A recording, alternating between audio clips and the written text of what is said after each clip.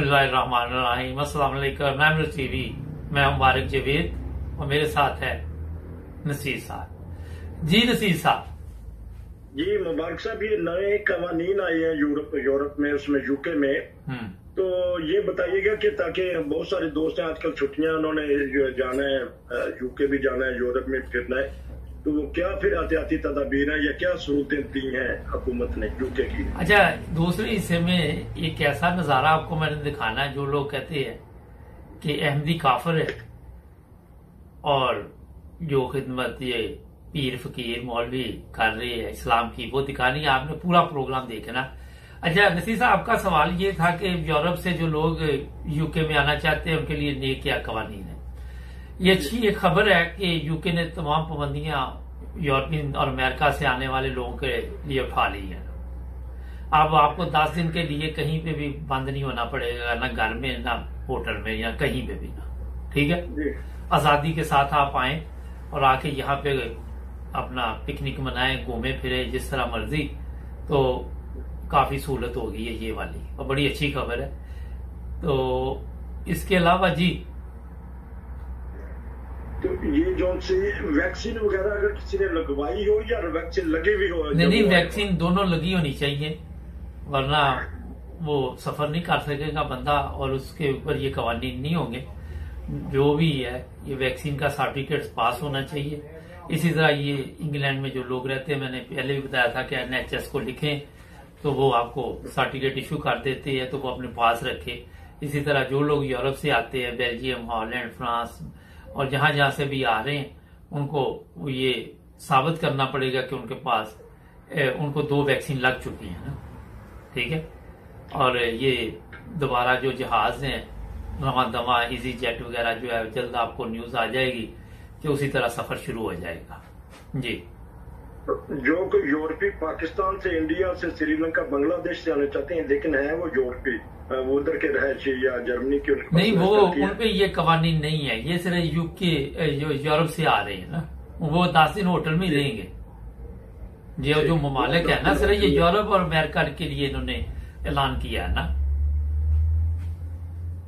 अगर कोई बंदा कहता है मैंने घर में रहना है, मैं बाहर होटल की वो नहीं कर सकता, तो फिर नहीं, पाकिस्तान से जो आएगा होटल में रहेगा, वो कोई इधर नान के नहीं आ रहा। जो यूके के कवानीन है उसके मुताबिक ही वो बंदा जो कहेगा वो नहीं ये सुनेंगे ना। ये तो ससुराल जाके होता है ना कि मैं ये यहाँ रहूंगा, मैं वहां रहूंगा। यहाँ पे कोई ऐसी सहूलत नहीं है जी। क्योंकि बाद लोग जो जर्मनी में आते हैं कहते हैं मैं घर से नहीं निकलूंगा, वो फिर पाबंद कर देते हैं कि आपने। हाँ जी, जर्मनी में आपकी इतला के लिए अर्ज ये है कि जो फॉर्म आपको वो देते हैं एयरपोर्ट पे, जरा पढ़ा करे। अगर ना पढ़ना है ना तो किसी से पूछ लिया करे क्या लिखा है। 25,000 यूरो तक जुर्माना है वहां पे ना, अगर आप पाबंदी नहीं करते तो। जी, वो तो बड़ी सख्ती है अगर कोई। हाँ जी, तो हुआ ये था कि इंग्लैंड ने इसलिए ये कवानीन बनाए थे कि लोग आते थे, आके तो घरों में नहीं बैठते थे, फिर उन्होंने होटलों में इसलिए बंद करने शुरू किए कि वहां रहो जाके 10 दिन के लिए ना। तो अब लोग वहां 10 दिन रहते, दे रहे हैं पैसे 1700-1800 पाउंड जितने भी उनके हैं, फीस वगैरह, चिप्स मिक्स खा रहे, पोमस वहां पे, तो 10 दिन रह के आ जाते हैं फिर जी। तो क्योंकि पहले तो बड़ा उठा था ये सोचा कि वहाँ ऐसा खाना दिया जाता है कि जो अच्छा नहीं है, तो आप मगर ये भी अच्छा सवाल है। जिनके तो वालिदैन वगैरह आते हैं, फिर शाम को एक गाड़ी घर से जाती खाना लेके ना उनके लिए होटल में। अच्छा, तो इजाजत है घर के खाने की? हाँ, घर का खाना आप दे सकते हैं, उनसे नहीं कोई चीज ले सकते, खाना दे सकते हैं। ठीक है, उनका खाना नहीं ला सकते। तो होता ये है कि जिनके वालिदैन वगैरह आए हुए हैं, बूढ़े लोग आए हुए हैं, तो वो फिर घरों से खवातीन जो है वो खाना शाना बना के फिर भिजवा देती हैं। शाम को एक दफा चक्कर लग जाता है, तो ये सहूलत है मगर। अच्छा, मिलने के इजाजत नहीं, सिर्फ खाना दे के? नहीं, मिलने की इजाजत नहीं, 10 दिन बाद मिलना। तो फिर लेकिन खर्चा देना ही देना हर सूरत में। अगर 5 दफा का खर्चा देना, होटल में जब उसने रहना तो खर्चा उसने ही देना। क्या ख्याल है? कोई आने वालों को देखना चाहिए। ब्रिटिश गवर्नमेंट ने कौन सा उनको दावत दी है कि आप आए जनाब, अपनी मर्जी से आ रही है ना, तो खर्चा आपने रहना तो आपने ही देना ना। क्योंकि छुट्टियों की वजह से अक्सर यह भी है कि लोगों के जहन में है ना कि अब वो छुट्टियां हुई हैं बच्चों की, कोई पाकिस्तान जाते हैं, कोई शादी ब्याह के लिए, कोई दूसरे। बहरहाल वो ये चीजें जहन में रखे जो पाकिस्तान जा रहे हैं या इंग्लैंड इंडिया जा रहे हैं कि किसी वक्त भी कवानीन चेंज हो जाती है। जैसे रफ्तार कोरोना की तेज होती है तो कवानीन तब्दील हो जाते हैं ना। हाँ जी, तो लेकिन वैक्सीन की रुझान जो सा ठीक है जर्मनी में है, अमेरिका वालों ने तो ये निकाल दिया है एक इलाके ने कि जो वैक्सीन लगवाएगा उसको $100 इनाम मिलेगा। अच्छा, ये बड़ा अहम सवाल है कि $100 क्यों दिया जाता है। मैं थोड़ा सा इसमें आप लोगों को बता देता हूं कि यूरोप में भी ऐसे लोग हैं, पूरी दुनिया में मौजूद हैं, जिनके घर बार नहीं है। ठीक है, कोई सड़क पे सो जाता है। आपने भी देखा है जो लोग जर्मनी में रहते हैं, हैम्बर्ग स्टेशन पे जाओ तो कई वहां पे सोए होते हैं, बाना पे इधर भी कहीं ना कहीं ठिकाने ढूंढे होते हैं। इन लोगों को वो रहायश देती हैं गवर्नमेंट वाले ना, जिस तरह इमरान खान ने नहीं वो निकाले हुए जहां जाके खाना खाओ और रह लो जाके। मगर ऐसे लोग हैं जिनका दिल ही वहां पे लगता है कि वो बाहर जाके अपनी जिंदगी को ज्यादा समझते हैं कि मजे हमारे ना। तो वो उस तरह का होता है ना, वो अपने माहौल में फिट होते हैं। ऐसे ही जैसे अमीरों के मोहल्ले में कोई गरीब आदमी चले जाए तो वो रह नहीं सकता, क्योंकि उसकी जिंदगी और है, अमीरों की और है ना। ठीक है ना, तो वो फिर वापस आ जाते हैं। अब गवर्नमेंट ने ये जो ऐलान किया है वो होता ये है कि इसमें कई ऐसे लोग भी जो नशा भी करते हैं यूरोपियन ममालिक में, पूरी दुनिया में है, तो उनके आपस में राब्ते होते हैं। जब उनको $100 का लालच देंगे एक दूसरे को तो वो भाग के आगे फिर टीका लगवाते हैं कि चलो $100 तो मिल रहा है ना, वैक्सीन तो लगवाए ना। तो गवर्नमेंट किसी ना किसी तरीके के साथ लोगों को कोशिश कर रही है कि पूरी मदद के साथ बचाया जाए, कम से कम नुकसानात हो, कम से कम लोग जो है मौत के मुंह में जाए ना। लेकिन हुकूमत तो यहाँ के जर्मनी की भी और यूरोप में भी मदद तो कर रही है, जिनके काम छूटे हैं, जो फर्में बंद हो गई हैं, और लेकिन फिर भी इसके अलावा भी यहाँ गुर्बत अरूज पे है। देखिए एक चीज मैं आपको बताऊं, गवर्नमेंट मदद कर रही है इंग्लैंड में भी, जर्मनी में भी, हर जगह, मगर जो लोग हैं वो नाजायज फायदा भी उठा रहे हैं। जी। वो बहुत बड़ा जुल्म कर रहे हैं। आपने अगर कोरोना के दिनों में भी ये सीखा नहीं है कि आप कम से कम अपने आप को ठीक नहीं कर सके तो क्या कर सकते हैं फिर आपके लिए। तो यहाँ लोगों ने जो गलत तरीके के साथ मदद ली गवर्नमेंट से वो अफसोसनाक है। मगर इंग्लैंड में अब इंक्वायरियां आ रही हैं, लोगों से पूछगिछ शुरू हो गई है और ये फ्रॉड में आएगा, मैं आपको बता दूं। क्योंकि आपने ज्यादा करते हैं, हाँ जी, गलत बयानी के साथ अगर आपने कोई यहाँ से कर्ज मर्ज ले ली है तो ये आपके गले पड़ जाएंगे। फिर एक मैं इसमें थोड़ा सा वादे कर दूं, यूरोप से हमें ये भी और इंग्लैंड से भी खबरें हैं कि ऐसे ऐसे लोग हरकत में आए हुए हैं जो कहते हैं जनाब कि इतने % हमें दें या आधे हमें दें, हम आपको कर्जा लेके देते हैं। इन लोगों से भी बचे, एहतियात करनी चाहिए जी। हाँ, तो इसलिए कि यहाँ तो सलाब की वजह से भी कुछ वो उदासी सी है। तो मैंने जिस तरह कहा ना कि बेरोजगारी जरूर हुई है, बहुत सारी एयरलाइनें बंद हो गई हैं, बहुत सारी फैक्ट्रियां बंद हो गई हैं। तो देखिए एक तो कोरोना था, कोरोना की वजह से जब प्लेन नहीं चले तो जो काम लोग कर रहे थे सारे फर्क कर दिए गए। जो एयरपोर्ट, आप फ्रैंकफर्ट एयरपोर्ट देख लें, जैसे वहां रौनक होती थी हिथ्रो में, गेटविक में, क्योंकि मैंने तो ट्रेवल किया है, जैसे यहाँ पे बिल्कुल सुनसान पड़े हुए थे। तो बेरोजगारी तो बड़ी है। मगर एक मैं आपको चीज बता दूं छोटी सी इसमें, कि जब से ये दुनिया बनी है ना नसीर साहब और अपने नाजरीन को, तो ये सिस्टम चल रहा है। तूफान भी आते हैं, सैलाब भी आते हैं, अजाब भी आते हैं, मुसीबतें भी आती है, लोग उसी में फिर जीना सीख जाते हैं। लोग फिर ये ऐसे ही है कि पटरी पे दोबारा आहिस्ता आहिस्ता चढ़ना शुरू हो जाते हैं, कोई पहले चढ़ जाता है कोई बाद में, मगर एक सिस्टम है वो चलता रहता है ना। क्योंकि जो जिंदा लोग हैं उन्होंने तो जिंदगी गुजारनी है। मैंने कई दफा, मेरे एक दोस्त हैं खान साहब, तो मैंने एक हमारा बिजनेस था काफी देर पहले, तो मैंने कहा खान साहब बिजनेस खत्म हो गया, ये नुकसान हो गया। तो खान साहब कहने लगे कि मुबारक साहब जिंदगी तो बाकी है ना, जीना तो है ना किसी तरह भी आप। तो अगर कोई चीज खत्म होगी तो जिंदगी तो आप लोगों की, हमारी सबकी बाकी है। उसके मुताबिक हमें कोई ना कोई रास्ते भी निकल आते हैं और कोशिश भी इंसान करता है। अल्लाह ताला ने ऐसे सिस्टम बनाया हुआ है कि कोई दुनिया खत्म नहीं हो रही, क्या समझे जी। हाँ जी, अभी ये खबर भी आ रही थी कि यूके में ये, क्योंकि ये जिस्म का एक हिस्सा बन गया है जिसके ऊपर कुव्वत मुदाफत बढ़ गई है, रह सकते हैं, जी सकते हैं लोग, बिल्कुल कोई प्रॉब्लम नहीं है। लोगों ने सीख ली है, साल 1.5 साल में आप देख ले, आहिस्ता आहिस्ता अगले साल इंशाल्लाह ताला आप देखेंगे कि दोबारा वही रौनकें, वही अभी तो शुरू होगी, 1 साल में वही नॉर्मल जिंदगी आ जाएगी। कोई मसला नहीं अगर कोई और अजाब ना आ गया। जी, कराची के बारे में ये है कि वहाँ एकदम फैला है वो खबरें जो सी है कराची में। असल में ये लोग कराची सिंध में जो बड़ी तेजी के साथ ये इंडिया वाला कोरोना फैला है, उससे सिंध में ये लॉकडाउन लगाने की भी सोच रही है ना। एहतियात नहीं है, वैक्सीन है, लोगों की मिन्नतें करनी पड़ती है, आके वैक्सीन लगवा लो, फायदा आपका है। वैक्सीन के लिए गवर्नमेंट मिन्नतें कर रही है। पाकिस्तान में वजीर आके टीवी पे बता रहे हैं, कभी वो अदाकार है बेचारा वो भी बता रहा है कि आगे वैक्सीन लगवा लो यार। तो अब सिस्टम नहीं है, लोगों में अकल नहीं है कि फ्री वैक्सीन लग रही है, लगवा लो जाके यार। क्या ख्याल?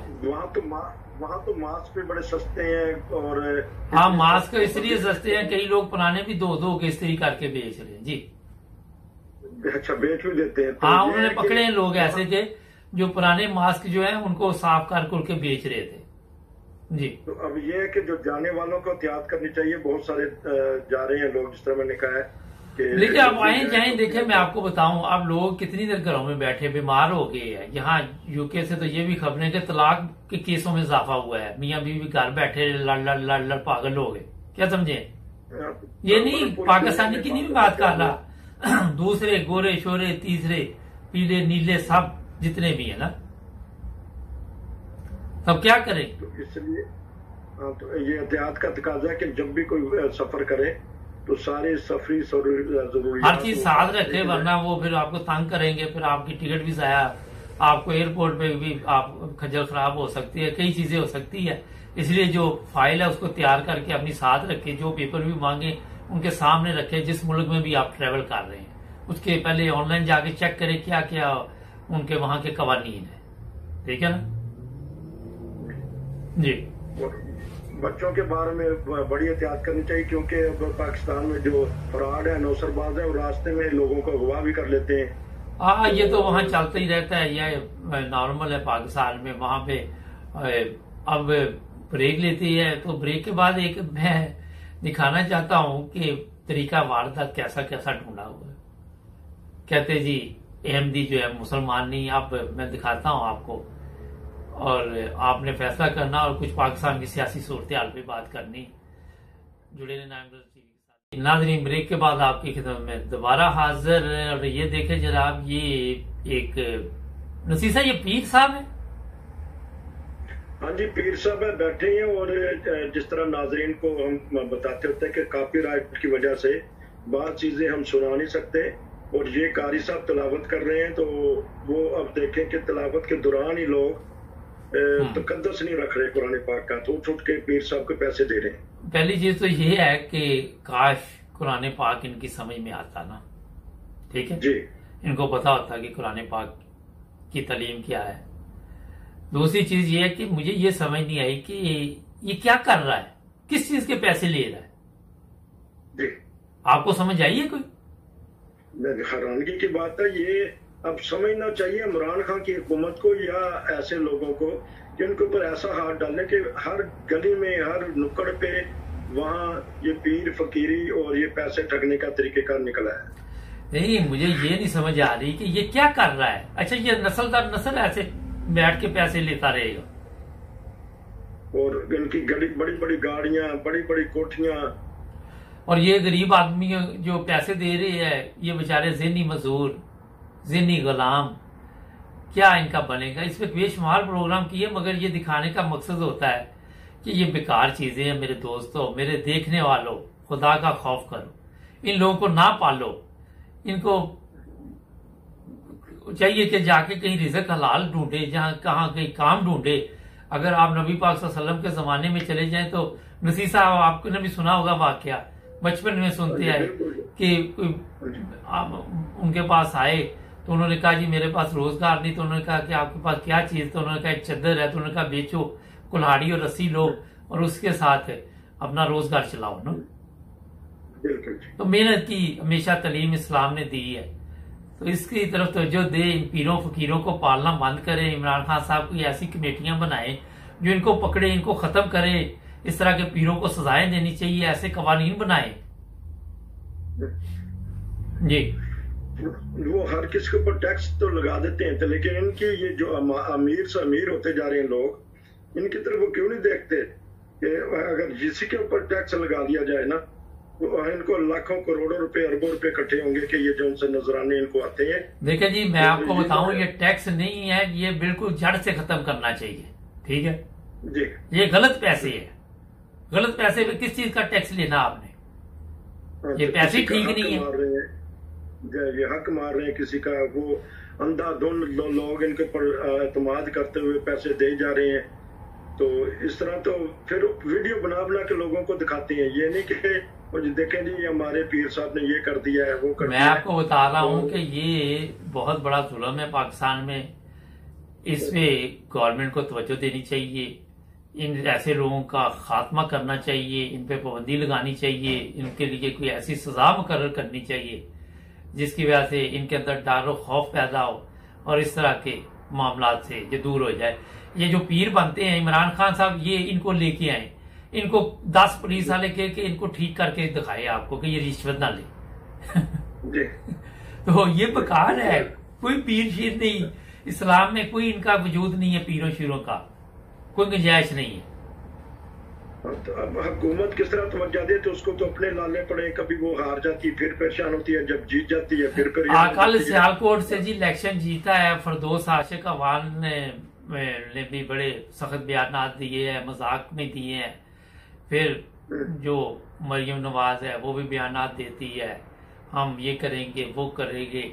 ये पाकिस्तान की पंजाबी फिल्में देख देख के ना ये इन औरतों के भी मेरा दिमाग जो है उस तरफ चल गए है ना।